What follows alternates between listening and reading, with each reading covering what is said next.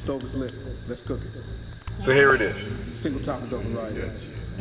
I was raised and I was taught I'm not trying to be famous. that you should not One day, brag about yourself. this origin story For the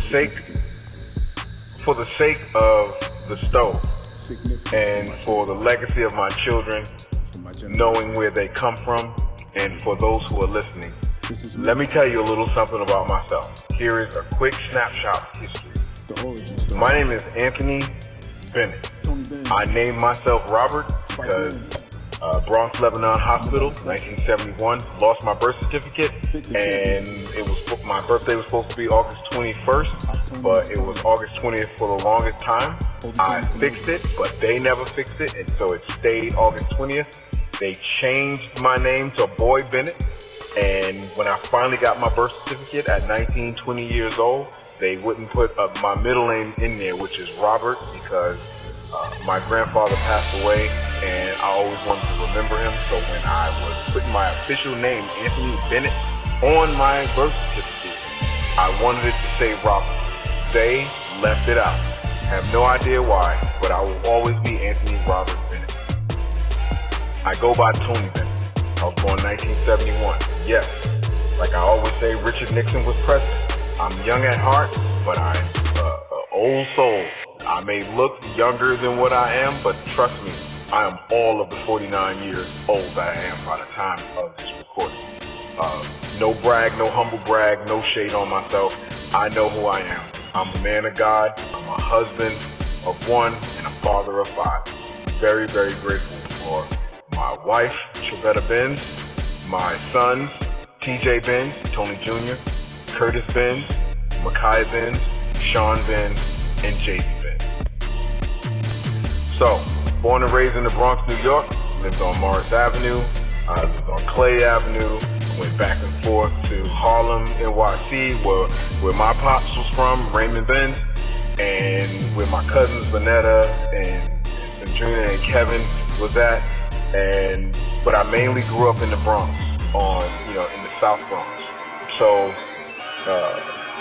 after a while, we moved from there and we went to there, meaning Morris Avenue, where we lived at for a while. We moved from there to Cedric Avenue. I believe it was like 80. Yeah, about 80, 81, somewhere between 80 and 82. We moved there, my mom and I, and my oldest brother, Bo, my next older brother, Raymond. Later on was my little brother, Brian, and my little sister, Jessie. So 1520 Cedric Avenue. That sounds familiar to some and not necessarily to others. I say this almost every time I get on the mic and rap, that it's been stamped as the original home of hip-hop because Kool Herc threw a party there. There was parties happening all over the place. This is the one documented one, and we're not going to get into the history. But I'm proud of where I'm from because I met some lifelong friends, and that's where I learned how to be who I am. I learned that I was a rapper. I learned that I was a musician. I learned that I was a producer, and I learned that I could be a good friend. That was a great place, 1520 Cedric Avenue. Shout out to Undercliff, 1600 to 1750, River Park Towers, Ogden, University Projects, Cedar Park, all that stuff. So, my life of work and education and faith is what defines who I am and what I am right now. And to, again, make it as short as possible, I went to CIS 229, great place. It was a great, great school, met some great friends. I went from there and graduated in 85 from the 8th grade, and I went into high school. I went to Clinton High School for a day. It was overcrowded, so they put me at Walton High School.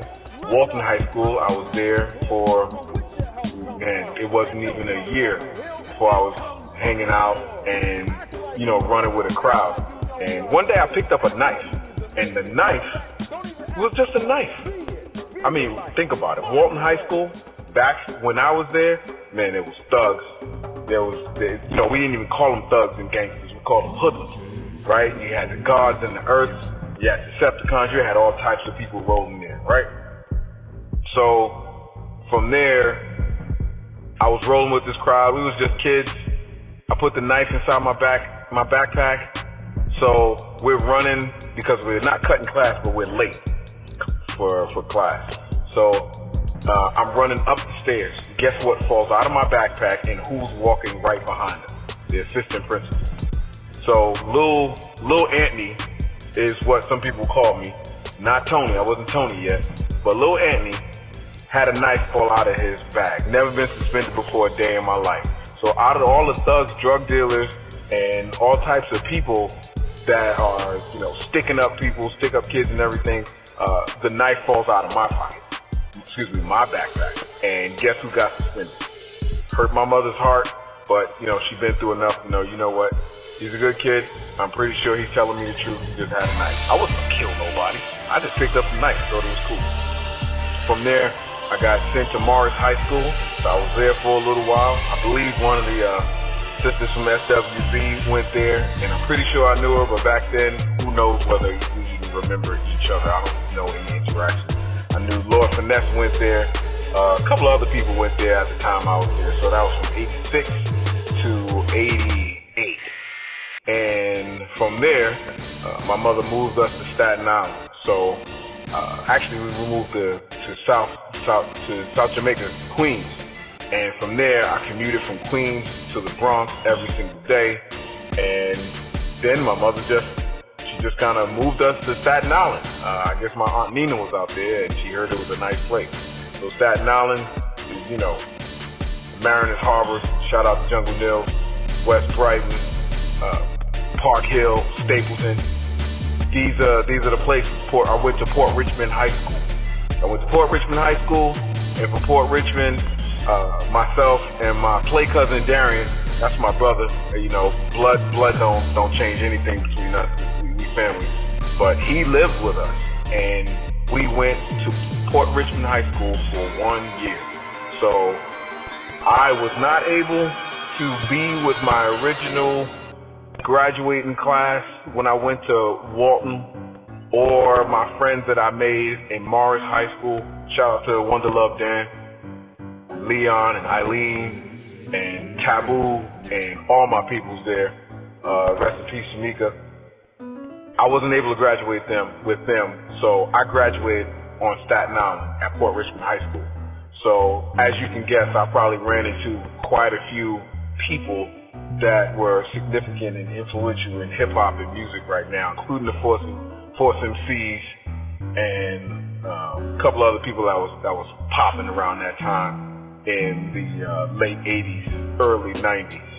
So I can't say for sure which one of the Wu members I would see on a regular basis, because that was so long ago. So I definitely can't humble brag, but I definitely know we rolled in some of the same circles. I left Staten Island, and before I left Staten Island, I went to Port Richmond. No, not Port Richmond, that's high school. I went to the College of Staten Island, a CUNY University, and my major was psychology. I wasn't interested. I was just, fulfilling my mother's dream of having one of her children or one of her kids go to college or something like that. My brothers and sisters are super intelligent and amazing. These cats don't need higher learning to already have knowledge. These cats have way more street smarts than I'll ever have at knowledge. So shout out to my siblings. Love them dearly. So after that, I dropped out of college because, rappers don't need college, right? That was like one of the dumbest things I ever thought of. But that was my drive, and that's what I wanted to do. I wanted to rap. I wanted to make beats that goes all the way back to Cedric Avenue. I wanted to rap. I wanted to make beats. I wanted to produce. I wanted to do everything having to do with music, hip-hop, entertainment. So I dropped out, poured all my money, time, and effort into my craft, and, it was fulfilling and frustrating all at the same time. Fast forward. I got married, got divorced, had my oldest son, TJ. I worked at 1 year at McDonald's, 2 years at Toys R Us, Pathmark here and there, and I worked at KFC, worst job of my life. So after KFC and dropping out of college and poured all of my money into 4 tracks and producing and running all over town, shopping my demo, going to Elektra and Def Jam and Wild Pitch and going to all these record labels, mailing them, talking to A&Rs, never getting a deal. You know, I moved back to the Bronx and, well, actually I lived in Yonkers for a little while.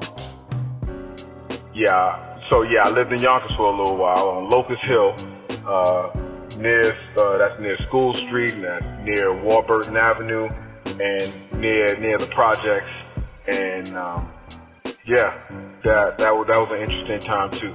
One of my closest friends, Wayne, I call him, that's my brother, because I met him on Cedric Avenue. I used to hang out with him all the time. Of course, I call him my play cousin. He used to live above, 2 stories above Funkmaster Flex in this little building on North Broadway, I believe. But my grandmother and my mother, we all lived around the same area, so I used to go hang out with Wayne all the time. And we used to hear Funk Flex blasting music out. I think that was his mom's building. Right? We used to blast music out his mom's building, and that was dope. And we, throw a thumbs up if he could see that we was loving what he was doing in the building. But later on, I started my own record label, and it was called Killjoy Sight and Sound. The whole point was to have 5 divisions of my company be the 5 senses. It'll be, sight, smell, hearing, taste, touch. I was gonna have some type of entertainment for everything. I had all types of inventions. But I started my record label. I went to Disc Masters and got them to do 500 CDs, tapes, and vinyl. And I had stickers and patches. I sold my record all over town. It was a single called Before the Storm, and that was by me, Spiceman. That was my name at the time. And the flip side was Bronx Night. That was with Charlie O and Trev Boogie, and it was, what was the name of that song? I can't remember the name of the song. That's how long ago it was. But the A side was Before the Storm, and the B side was A New Era. It was dope. It was, street dope. It was out the trunk dope. I sold it at record stores on consignment. I sold it, as people would say, out the trunk. Even though I ain't have no car. I sold it anywhere I possibly could. And the whole term is called going wood. I didn't go platinum. I didn't go gold. I went wood, which means it didn't make any kind of significant sales. I heard it played on college radio. Shout out to my boy Kwame from Morris High School. I heard it played. I sent it to Stretch and Bobbito, but I'm gonna tell you right now, it wasn't the dopest thing in the world. But back then, the fact that you was on your grind, somebody would give you a shot. I even had somebody mail me once a letter. No, actually, no, it wasn't a letter. I did have a letter. Somebody mailed me because they seen the address on the record label and thanked me. Somebody called me one day. This was before Twitter, Facebook, YouTube, instant message, everything. Somebody called me and said, your record wakes me up every morning. I just want to say thank you, and I appreciate you. That was part 1. Click on part 2 to hear how the story picks up. There's military involved. There's all types of trust, distrust, stabs in the back, encouraging stories, and everything you could think of. It's the STOV.